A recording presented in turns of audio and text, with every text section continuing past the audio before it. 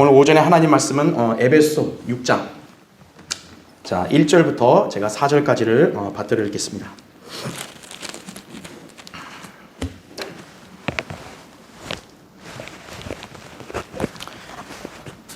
자녀들아, 주 안에서 너희 부모에게 순종하라. 이것이 옳으니라. 내 아버지와 어머니를 공경하라. 이것이 약속 있는 첫째의 계명이니 이는 내가 잘되고 또 땅에서 장수하게 하려 함이니라. 너희 아비들아, 너희 자녀들을 성나게 하지 말고 주의 교훈과 훈계로 양육하라. 이렇게 말씀하죠. 자, 오늘 잠시 말씀을 기도하겠습니다.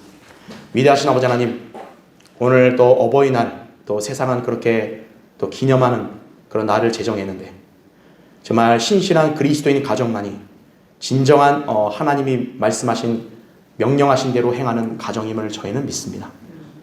여기 모인 우리 신실한 성도들은 주님을 사랑하고 주님을 섬기는 만큼 주님께서 명령하신 말씀에 잘 순종함으로써 가정에서도 각자의 역할에 잘 충실할 줄을 믿습니다. 그리스도인 가정이 잘 서야 그 가정들이 모인 지역교회도 강성에 설 수 있습니다. 오늘 우리 성도들이 이 말씀을 듣고 우리 성도들 마음속에 이 말씀을 잘 새기고 또 각자의 삶 속에서 잘 실행함으로써 열매 있는 삶이 되게 해주시고 그리고 가정의 구성원들이 모두 영육간에 잘 설 수 있도록 역사해 주시기를 원합니다. 방금 봉독한 말씀으로 저는 우리 성도들에게 설교하고자 합니다. 어리석고 우둔한 제 안에 주님 충만해 주십시오. 제 입술을 주장해 주시고 오늘 이 말씀을 강단에서 담대하고 능숙하게 잘 선포할 수 있도록 저를 도구로 사용해 주시기를 원합니다. 우리 성도들에게도 지혜를 주시고 하나님 말씀에 잘 유념하고 깨달아서 영적으로 한 단계 더 성장하고 성숙해지고 또 진리의 지식에 더 출중한 그런 그리스도인들로 설 수 있도록 인도해 주십시오. 마귀가 어떤 형태로든 이 시간을 틈타거나 방해하지 못하게 막아주시고 주님으로 영광 받으시옵소서. 다시 오셔서 저희를 데려가 주실 주 예수 그리스도 이름으로 기도드립니다. 아멘. 부모를 공경하는 자녀로 양육하라. 그런 제목으로 말씀을 전하겠습니다. 부모를 공경하는 자녀로 양육하라. 금일은 어버이날입니다. 자녀들은 자신들을 낳아서 길러주신 부모의 은덕을 기리고 감사해야 마땅합니다. 그러다 보니 국가 차원에서도 이런 날을 제정한 것 같습니다. 자녀에 대한 부모의 사랑은 무조건적인 헌신이죠. 이처럼 부모에 대한 자녀의 효도 역시도 절대적인 의무입니다. 이것은 성경에서도 명령하는 바입니다. 디모데전서 5장 3절에 만일 어떤 과부에게 자녀나 자손들이 있거든 그들로 먼저 집에서 효도를 행하여 자기 부모에게 보답하는 것을 배우게 하라. 이것이 하나님 앞에 선하고 기뻐하실 만한 것이라 이렇게 말씀하고 있는 거예요. 부모에게 효도를 행하도록 가르치는 것은 하나님 보시기에 선하고 기뻐하실 만한 일이다 이거죠. 그러나 오늘날 이 세상에서 부모와 자녀의 관계는 갈수록 냉랭해지고 있는 게 현실입니다. 성경의 예언대로 세상의 풍조가 부모에게 불순종하는 추세로 계속 기울어져 가고 있는 것입니다. 디모데후서 3장 2절에 나오죠. 세상의 물질 만능주의가 팽배해지다 보니 부모를 바라보는 자녀들의 생각 저변에는 돈을 의식하는 사람들이 적질 않아요. 네. 그러다 보니 불효가 만연해진 추세이고요. 급기야는 돈 때문에 부모를 폭행하거나 사기를 치거나 심지어 살인까지 저지르는 폐륜 범죄도 횡행하고 있는 것입니다. 지난 2016년 전남 광주에서요. 어버이날에 40대 남매가 자기 아버지를 흉기로 살해한 사건이 발생하여 지역사회가 큰 충격에 빠진 적이 있었습니다. 당시 이들의 범행의 직접적인 동기는 기초생활수급자인 아버지 소유로 된 18평 되는 아파트를 차지하기 위한 것이었어요. 그 18평 아파트 때문에 부모를 죽이나요? 그래서 사전 작당을 해서 80이 가까운 힘없는 아버지를 끔찍하게 죽였다 그래요. 그런데도 이 사악한 남매들은 조사 과정에서요. 스스로 얼굴을 공개하겠다고 그렇게 떠들어대고요. 또 아무 죄도 없다는 식으로 적반하장의 자세를 보임으로써 주변 사람들을 당혹하게 했다고 합니다. 물론 이런 폐륜 사건이 어제 오늘의 일만은 아닙니다. 경찰청 자료에 따르면 2005년부터 14년까지 10년의 기간 동안 존속 살인 및 존속 폭행, 부부 사이의 폭행 등 폐륜 범죄가 94,766건이나 발생했다고 해요. 이 가운데 부모를 살인한 사건은요 544건이었고요. 부모를 폭행한 사건도 무려 5,537건으로 집계됐다고 합니다. 이들의 특징이 뭘까요? 이런 범죄를 저지른 자들이 바로 그냥 벨리알의 자식들이에요. 마귀의 자식들인 거예요. 하나님의 말씀으로 규제를 안 시켰기 때문에 이렇게까지 죄악으로 타락해버린 거죠. 마귀가 관장하는 악한 세상의 실체를 우린 잘 알아야 돼요. 마귀의 자식들은요 살인, 거짓말, 폭력, 사기, 배신 이런 짓들을 일삼는데 주저하는 법이 없어요. 왜냐하면 마귀가 바로 그런 속성을 가졌으니까요. 왜 인간들이 사는 이 세상에 그 같은 악한 범죄들이 끊이지 않는 것입니까? 어째서 다른 사람도 아닌 자기 부모에게 이와 같은 폐륜적인 만행을 저지르는 것인가 이거예요. 세상 제도와 법, 또 세상 교육으로 이 해결이 될까요? 여러분 오늘날 못 배운 사람이 많겠어요? 다 웬만한 사람 대학 다 나왔는데요. 인간들은 모두 죄성을 지닌 마귀의 자녀들로 태어나기 때문에 그런 거예요. 로마서 5장 12절과 요한복음 8장 44절에 나와요. 오직 해결책은 거듭남 뿐이에요. 거듭나야 한다고요. 예수 그리스도의 보혈로 구속받아 죄들을 사함받고 그리스도 안에서 새로운 피조물로 태어나야 합니다. 고린도서 5장 17절에 나오죠. 또한 절대 진리인 하나님의 말씀으로 규제를 받아야 합니다. 왜냐하면 주의 말씀은 처음부터 참되고 의롭기 때문이에요. 시편 119편 160절의 말씀입니다. 결국 거듭나고 진리의 말씀을 알고 순종하는 그리스도인들의 가정만이 죄와 악을 뿌리치고 선을 행함으로써 화평과 즐거움이 넘치게 되는 것입니다. 그러니까 제가 얘기했잖아요. 그리스도인 가정에는 항상 화목과 단란함이 있는 것이에요. 왜요? 하나님을 두려워하니까. 하나님 말씀대로 순종하니까요. 자, 진정한 가정의 화목과 단란함, 그리스도인 가정에서만 누릴 수 있어요. 그것도 무늬만 그리스도인 가정이 아니에요. 바른 하나님 말씀을 유념하고 그 말씀대로 행하는 가정이다 이거죠. 이러한 가정에 있는 그리스도인 부모는 마땅히 자기 자녀들을 잘 양육하는 법입니다. 잠언 22장 6절에도 아이를 그가 마땅히 가야 할 길로 훈육하라. 그리하면 그가 늙어도 그 길을 떠나지 아니하리라 이거죠. 그리하면 그리스도인 자녀는 하나님을 두려워함으로써 자기 부모에게 순종하며 공경함으로써 지상에서도 복을 누리고 또 부모는 그런 자녀로 인해 자긍심과 감사가 넘치게 됩니다. 여러분 자녀가 하나님께 인정받는다고 생각해 보세요. 부모는 그것만큼 기쁜 게 어디 있겠어요? 그렇죠. 이렇게 사는 그리스도인 가정이 될 수 있는 지침을 지금 본문에서 제시하고 있는 것입니다. 자, 오늘 본문은 우리 그리스도인들에게 실제적인 삶에 있어서 부모와 자식으로서 지켜야 할 사항들을 명시하고 있습니다. 왜 이 명령이 중요하냐 이거죠. 왜 이 명령이 중요할까요? 복의 원천이니까요. 하나님께로부터 복을 받는 비결이니까요. 아까 광고 시간에 얘기한 대로 부모치고 자기 자녀가 잘 되기를 원치 않는 사람은 없어요. 자기 자녀가 잘 되게 하는 비결을 여기서 말씀한 거예요. 하나님께서. 성경에는 하나님을 두려워하고 부모를 공경하면 장수가 보장됨을 말씀하십니다. 자기 자녀가 잘 되기를 원한다면 마땅히 성경대로 가르치고 훈육해야 합니다. 인류대학 보냈다고 잘 가르친 거 아니에요. 성경대로 가르치고 훈육해야 돼요. 또 자녀들은 부모를 공경함으로써 하나님의 명령도 지키고 복을 받는 삶을 영위해야 합니다. 그러니까 부모는 자녀가 그렇게 살 수 있게 가르쳐야 되고, 또 자녀는 그렇게 부모에게 행해야 되고, 그러면 복이 넘치는 거예요.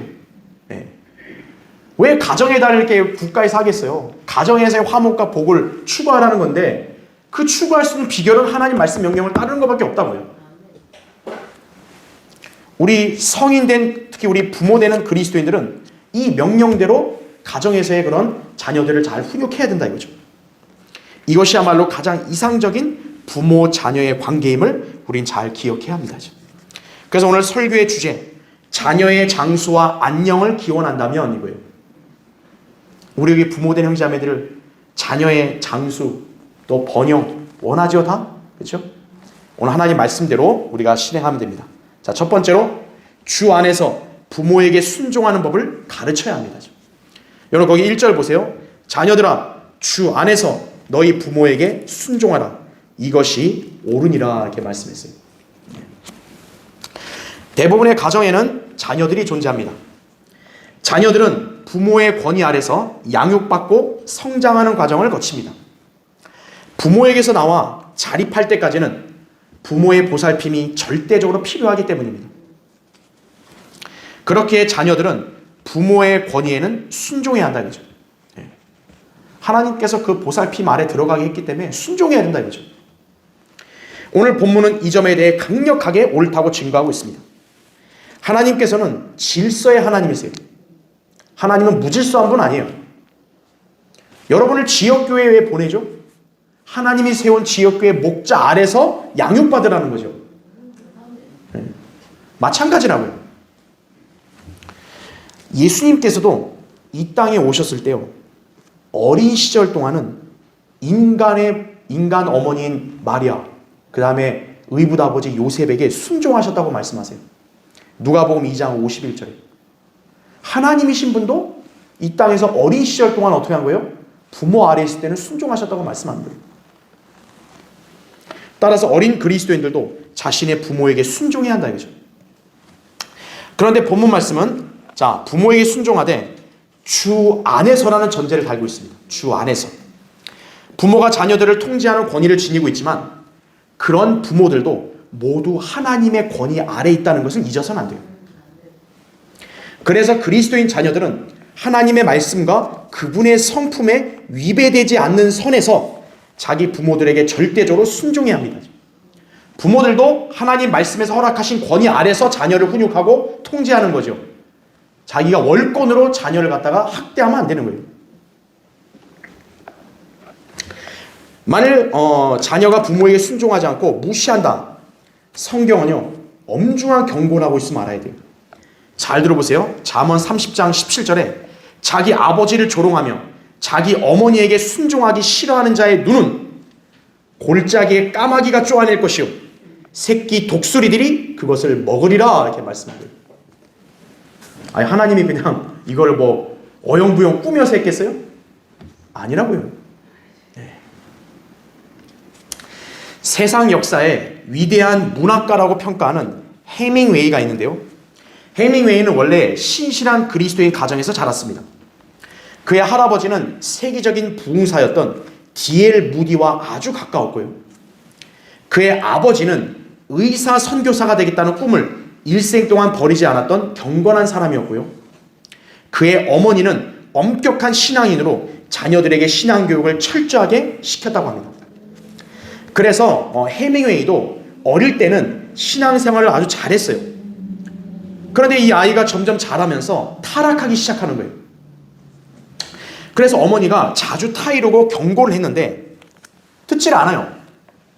그러니까 한 번은 그 아이에게 생일 케이크를 보내면서요, 거기에다가 해밍웨이 아버지가 사용하던 권총을 같이 넣어서 보낸 거예요. 생일 케이크에다. 그 의미가 뭡니까? 신앙생활을 그런 식으로 하는 이는 차라리 죽는 것만 못하다는 암시를 주기 위해서였던 것이에요. 그러니까 얼마나 탈선했으면 그렇게 했겠어요. 자, 그러자 한 번은 이 어머니가 너무 화를 내니까 해밍웨이가 이런 편지를 썼다 그래요. 어머니, 나는 예수도 믿고 하나님도 믿어요. 그러니 남 부끄럽게 이 편지 누구한테도 보이지 마세요. 이거죠. 알았으니까 믿으니까 제발 좀 그만 좀 하라 이거죠, 이게. 그죠? 결국 그는 부모를 끝까지 무시하고 멋대로 살았는데요. 자, 훗날 그의 말년은 어떻게 됐을까요? 자기 인생을 돌아보면서 이런 글을 썼다 그래요. 나는 전지약, 그러니까 건전지약이 다 떨어지고 또 코드를 꽂으려고 해도 전원이 없어서 불이 들어오지 않는 라디오의 진공관처럼 외로운 공허 가운데서 살고 있다 이거죠. 비참한 인생이 된 거죠. 네. 신실한 그 부모, 특히 신앙인인 어머니의 그런 훈계를 무시한 결과, 이게 그 자녀의 미래의 운명, 결과였던 거죠.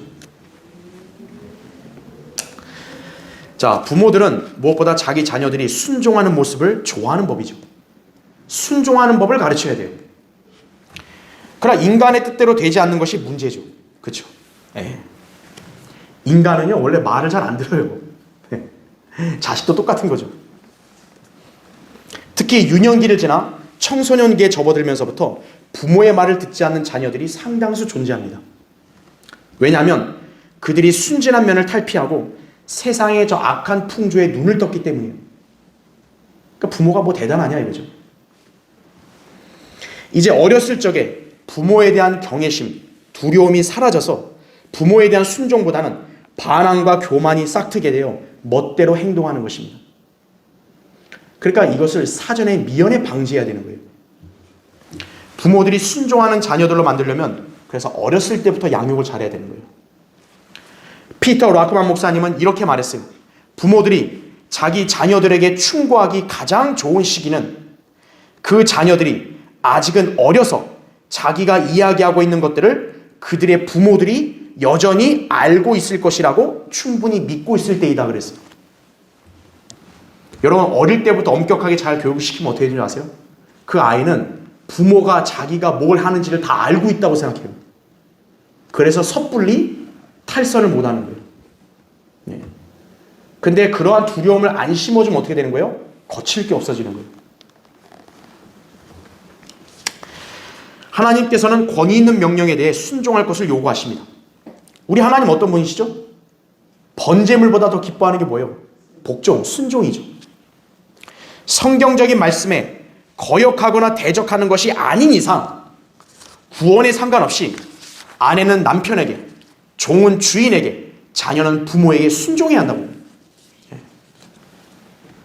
그러나 만일 성경의 진리에서 떠나게 한다든지요, 믿음 생활을 하지 못하도록 방해한다든지요, 죄를 짓도록 부추기는 행위에 대해서는 그건 거절해야죠. 그거는. 왜냐하면 부모나 남편이나 어떤 권위보다 더 높은 권위는 뭐예요? 하나님 말씀의 권위니까. 그걸 벗어나게 하는 것은 용납이 안 된다 이거죠. 자, 이럴 때는 단호하게 거절할 수도 있겠지만 그러나 보통은 지혜롭게 거절할 필요가 있다 이거죠. 왜냐하면 어쨌든 그들도 구원받아야 될 사람들이에요. 또 동시에 하나님께서 주신 권위를 멸시해서는 안 되기 때문입니다. 믿지 않는 부모로 인해서 이런 시험이나 박해가 닥친다면 반항적으로 대항하는 것이 아니라 부모에 대한 사랑과 존경심을 담아 설득하며 기도하는 것이다 이거죠. 이것이 바로 주 안에서 부모에게 순종하는 것임을 알아야 합니다. 그러니까 우리가 어린 그리스도인들이 만약 있다 이거예요. 그러니까 예전에도 그 다른 지역 교회들 중에서도 부모들은 믿음 생활 안 하고 오히려 반대하고 그 자녀들 그리스도인들이 온 경우도 있었다고요. 얼마나 힘들겠어요. 그렇죠? 대다수는 결국 믿음을 못 지킨 거예요. 부모에게 끌려간 거죠. 바로 이 사항을, 이 조언을 유념하지 못했기 때문에 그런 거예요. 육신적으로 무조건 부모님 잘못했다고 해서 막 육신적으로 싸운다. 그거 아무 소용없어요. 하나님께서 주신 지혜와 또 담대함으로 그것을 헤쳐나가야죠. 그렇죠. 그래서 우리는 어린 그리스도인들, 특히 부모님과 함께 같은 믿음에 없는 그런 그리스도인들에게 이런 조언을 해줄 수 있는 것이죠. 자, 여러분은 현재 자기 자녀들이 주 안에서 잘 순종하도록 훈육하고 있습니까? 주님께서는 자녀가 부모에게 순종하는 것을 참으로 기뻐하신다고. 자녀들아, 모든 일에 부모에게 순종하라. 이것이 주를 참으로 기쁘시게 하는 것이라 이거죠. 특히 부모님이 신실한 그리스도인이다. 그럼 그 자녀들은 그 부모의 말에 절대적으로 순종해야 되는 거예요. 부모들은 자기 자녀가 이런 사람이 될 수 있도록 신경 써야 돼요. 다른 어떤 것보다 자녀들이 구원받고 하나님 말씀의 권위 아래서 이렇게 올바른 일에 잘 순종하도록 그렇게 가르쳐야 된다 이거죠. 자녀들은 또한 이 말씀에 순종해야 한다 이거죠. 오늘 여기 말씀하죠. 성경에서 뭐라 그래요? 이것이 옳으니라. 옳으니라. 하나님이 옳다 그랬으면 더 이상 이의를 달 수 없는 거죠. 그렇죠? 자, 자녀의 장수와 안녕을 기원한다면 두 번째요. 지상 삶의 번영과 장수는 부모를 공경하는 것임을 가르쳐야 합니다. 네. 백날 운동하고 건강식품 먹는다고 장수하는 거 아니에요. 이 하나님 말씀을 지킬 때 장수하는 것이고. 여러분 2절부터 3절 보세요. 내 아버지와 어머니를 공경하라. 이것이 약속 있는 첫째 계명이니 이는 내가 잘되고 또 땅에서 장수하게 하려 함이니라 그랬습니다. 부모에게 순종하고 공경하는 것은 구약 10계명의 5번째 계명입니다. 그럼에도 불구하고 신약의 교회 시대의 교리로도 동일하게 주어졌습니다.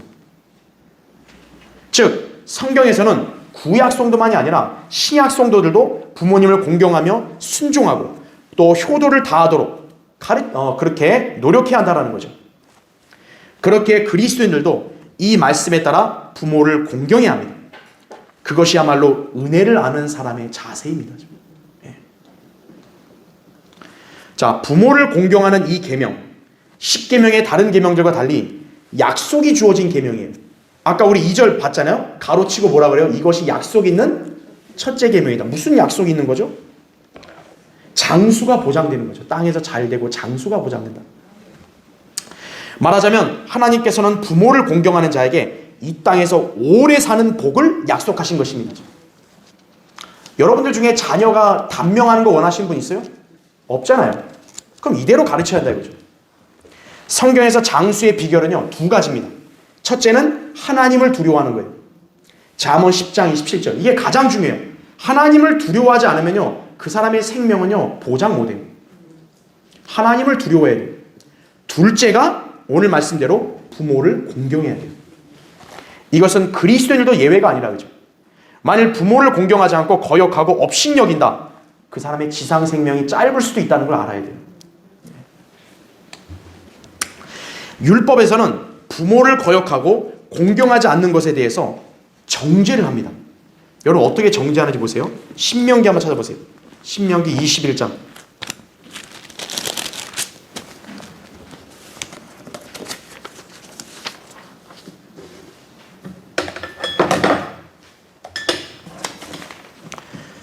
신명기 21장 제가 18절부터 여러분 거기 21절 읽을 테니까 잘 보세요.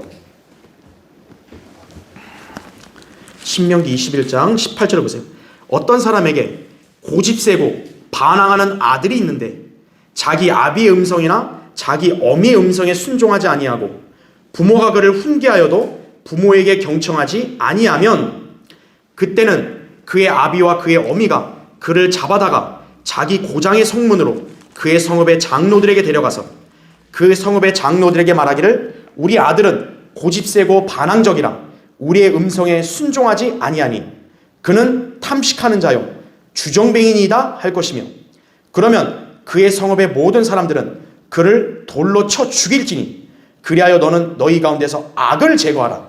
그러면 모든 이스라엘이 듣고 두려워하리라. 이렇게 말씀하고 있죠. 예. 율법은 굉장히 단호하고 엄격하죠. 예. 탈선하고 반항하는 그런 자녀를 여지없어요. 하나님께서는.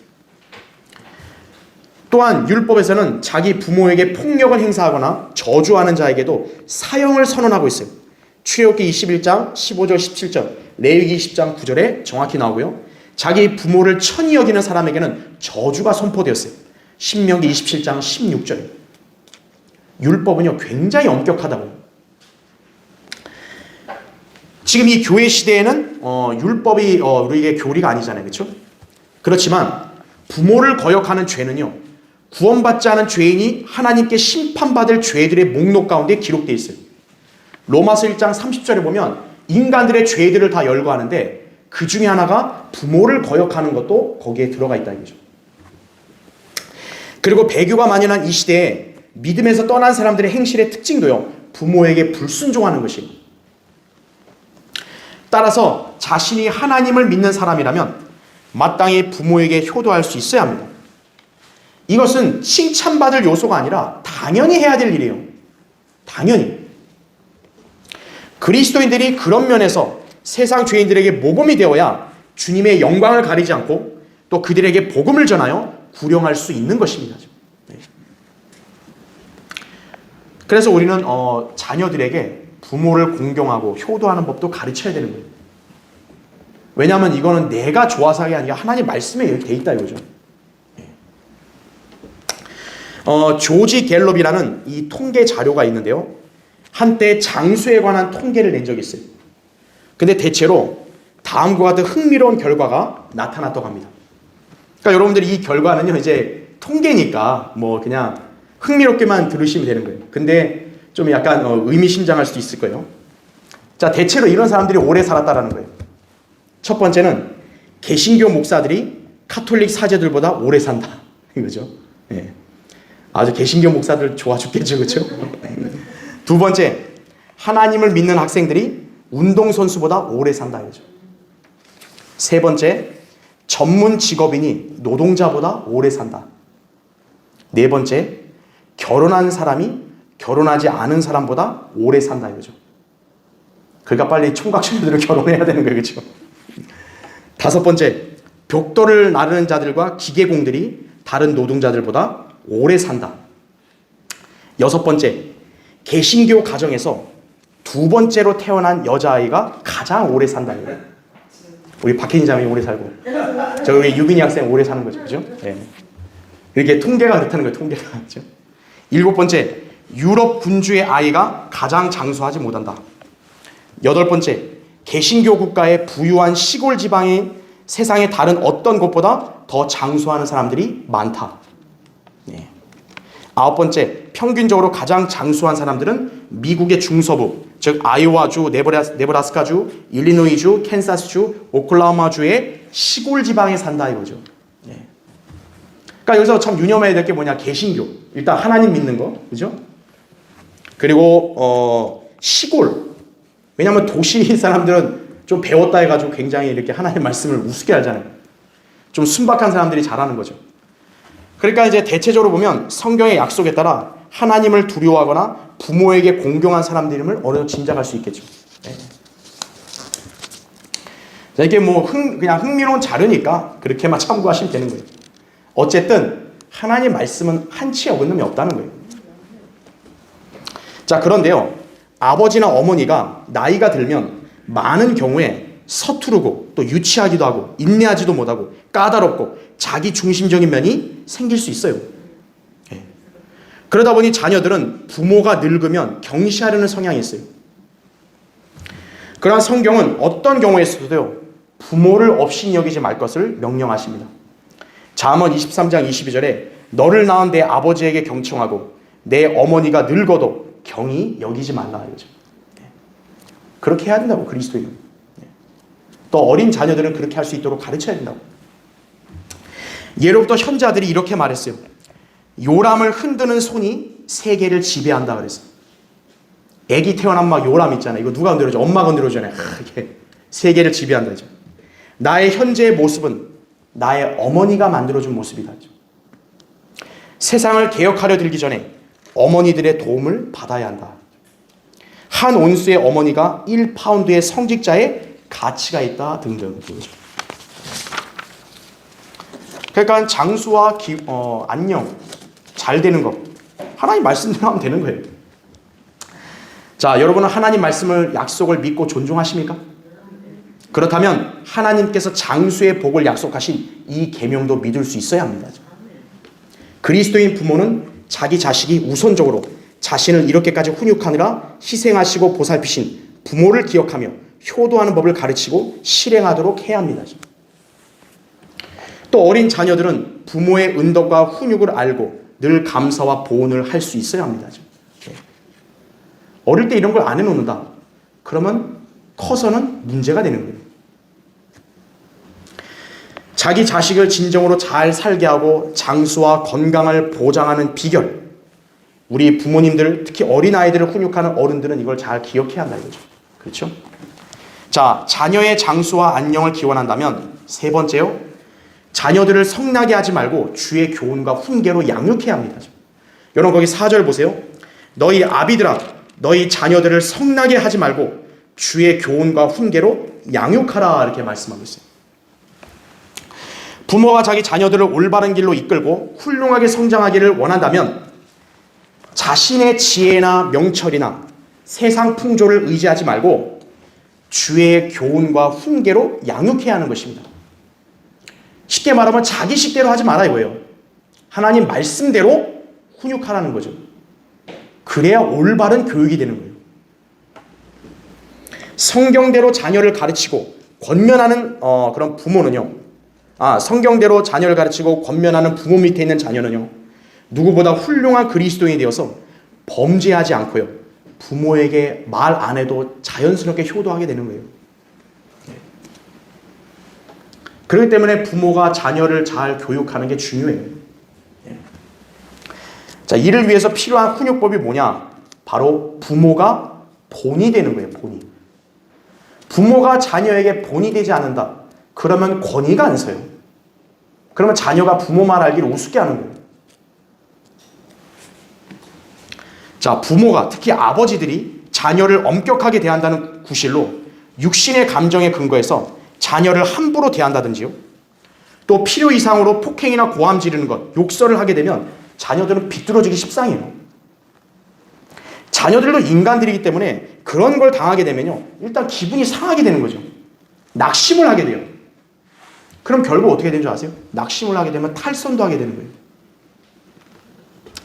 그런 일이 지속되거나 심각해지면 종국에는 자기 아이들이 그렇게 탈선하게 돼서 비참한 상태로 전락할 수도 있음을 주의해야 한다는 거죠.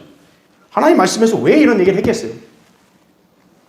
따라서 성경은 그리스도인 부모에게 아비들아, 너희 자녀를 성나게 하지 말라. 이는 그들이 낙심하지 않게 하려는 것이라 라고 명령하신 말씀을 기억해야 합니다. 골로새서 3장 21절에 그렇게 말하고 있는 거예요. 우리 그리스도인도 어때요? 낙심하게 되면 어떻게 되죠? 하나님을 원망하게 되잖아요. 그 낙심이 심해지면 어떻게 돼요? 하나님으로부터 떠나려고 하죠. 우리 그리스도인들도. 자녀들도 낙심을 너무 심하게 되면 그럴 수 있는 거예요. 부모는 자신의 이성이나 지식이 아니라 하나님의 말씀으로 자기 자녀를 훈육해야 합니다. 부모가 하나님의 말씀을 근거로 하여 자녀를 훈육하게 되면 어떤 형태로도 모순이 없어요. 그리고 공정하죠. 일관성 있죠. 그리고 말씀의 권위가 있기 때문에 올바르게 성장할 수 있는 것입니다. 그렇게 할 때 부모가 자녀들에게 본이 되는 것이, 그 본이 되는 것이 훌륭하고 뛰어난 목사의 여러 번 설교보다 더 강력하다는 걸 아셔야 돼요. 그리스도인 부모가 기도하는 모습을 가정에서 보여보세요. 어떤 가정에 위기가 왔다, 절실한 도움이 필요하다, 부모가 기도하는 모습을 자녀가 보게 해야 된다. 성경을 읽고 묵상하면서 주님과 교제하는 습관을 보여줘야 되는 거예요.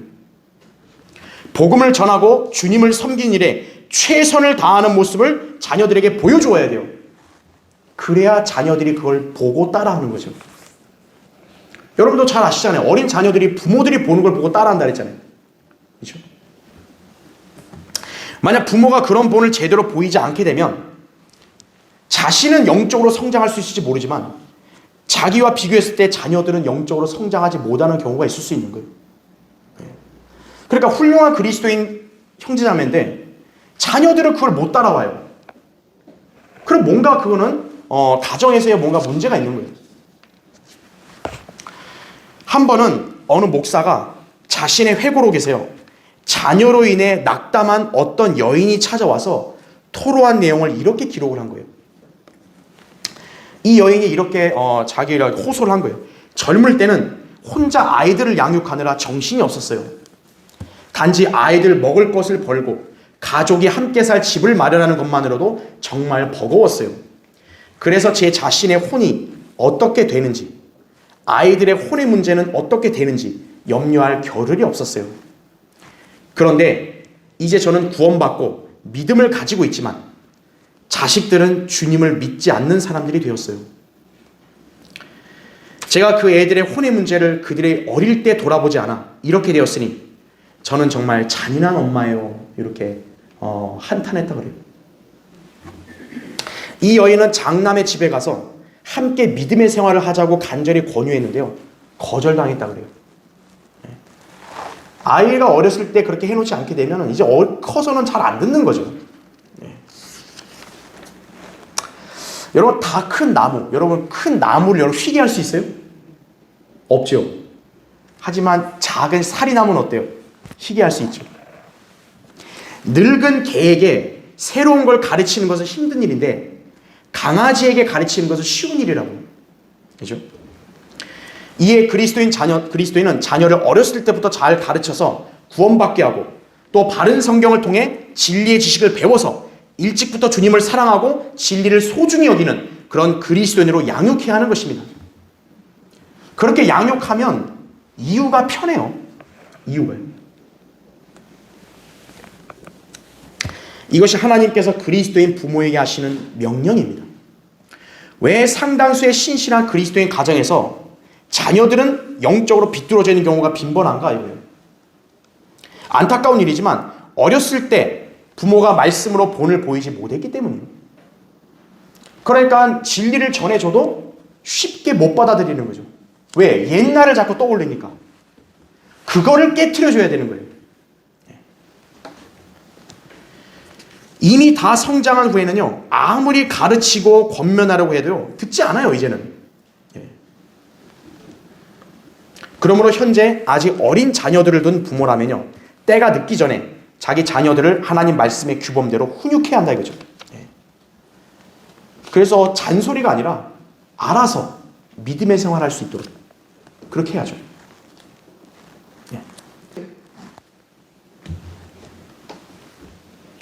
아이를 하나님 말씀으로 잘 양육시키면요, 이후에 노년이 편한 거예요. 누구도 신경 쓸 필요 없이. 주의 교훈과 훈계는 성경에 따르면 매 회초리로 이루어지는 거예요. 회초리. 이상적인 부모와 자녀가 되려면 징계와 형벌이 있어야 합니다. 오늘날 부모들은 자기 자녀들에게 전혀 회초리를 들지 않죠. 그리고 사회와 학교도 인권이니 뭐니 운운하면서 아이들에게 매를 들지 않죠. 그러니까 아이들은 두려움이라는 게 없어요. 그러니까 죄를 지어도 거침이 없는 거예요. 당당한 거예요. 자, 주님은 어떻게 하시죠? 우리 자녀들을? 사랑하는 자녀들을 징계하신다고 말씀한다고. 히브리서 12장 5절 6절에. 부모들도 자녀를 마땅히 잘못에 대해서는 회초리로 징계해야 돼요. 그래야 아이를 범죄자나 무능한 자로 만들지 않는 것입니다. 성경적인 훈육으로 회초리를 통해서 두려움을 심어주고 키우질 않게 되면은 나중에 얘기했잖아요. 그 아이가 거침이 없어지는 거예요. 두려움이 없는 거예요. 잠언 23장 13절 14절에 아이로부터 징계를 거두지 말라. 내가 그를 매질할지라도 그가 죽지 아니하리라.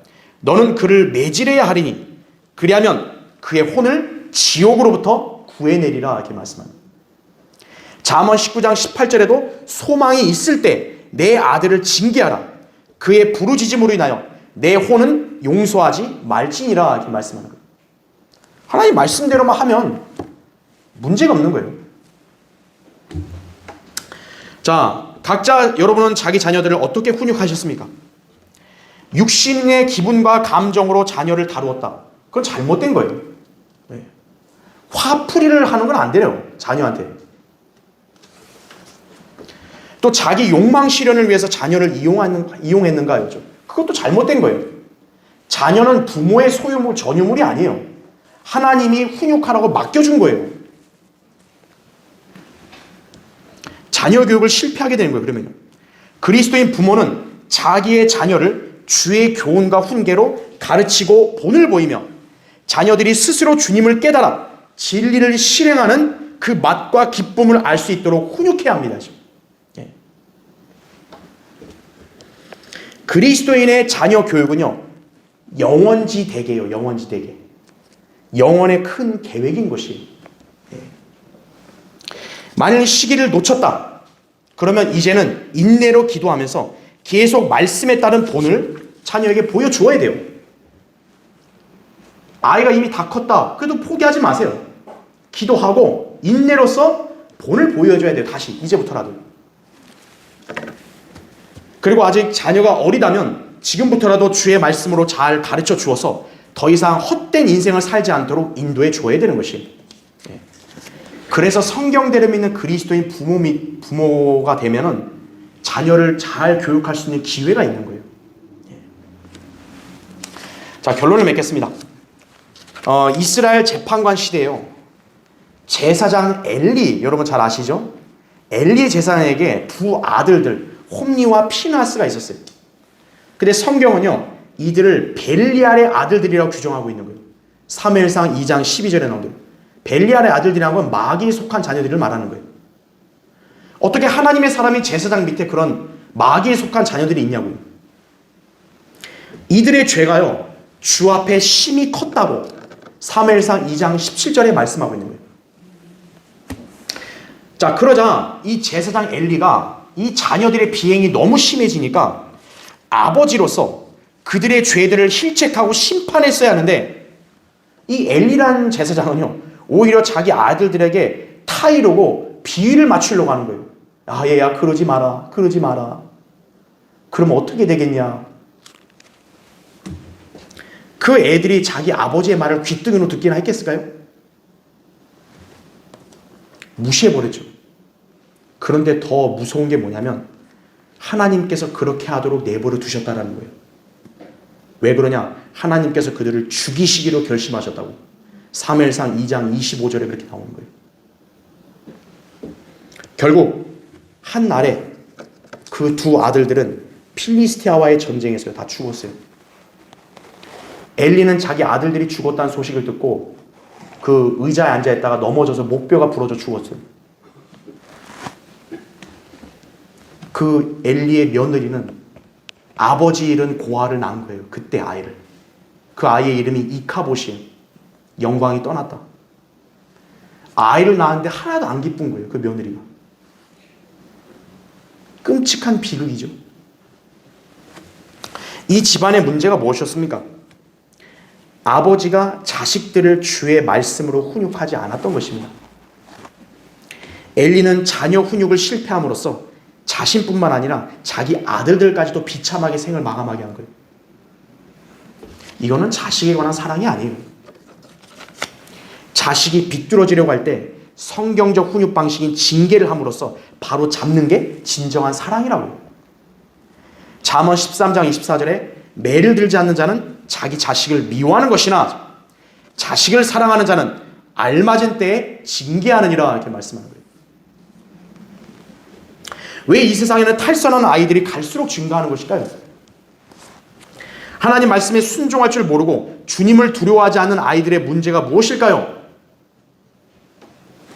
부모들이 하나님의 원칙을 무시하고 자녀들을 올바로 훈육하지 않았기 때문에 그냥 인류대학만 가면 잘 교육시킨 줄 아는 거예요. 자녀들의 잘못을 제때 엄격하게 혼내지 않으면요, 그 아이들에게는 두려움이라는 브레이크가 없는 거예요. 여러분, 자동차 운전할 때 브레이크 중요하죠? 브레이크를 밟아야지 안전할 거 아니에요. 두려움이라는 브레이크가 없으면요, 죄악의 길로 계속 가속 페달을 밟고 돌진하는 법이에요. 하나님을 두려워함을 알게 해야 하나님 말씀에 순종하고 부모에게도 효도하는 것이에요. 이것을 그리스도인 부모는 계속 가르쳐야 되는 거예요. 그 아이가 완전히 각인될 때까지 계속 가르쳐야 되는 거예요. 부모 되시는 형제자매님들은 자녀들을 성경적으로 잘 훈육하셔야 한다 이거죠. 만약 기회를 놓쳤다면 지금이라도 기도하면서 자녀들에게 하나님 말씀에 순종하고 주님을 두려워하는 법을 가르치셔야 한다 이거죠. 이후라도 잘 되게 해야 된다고요.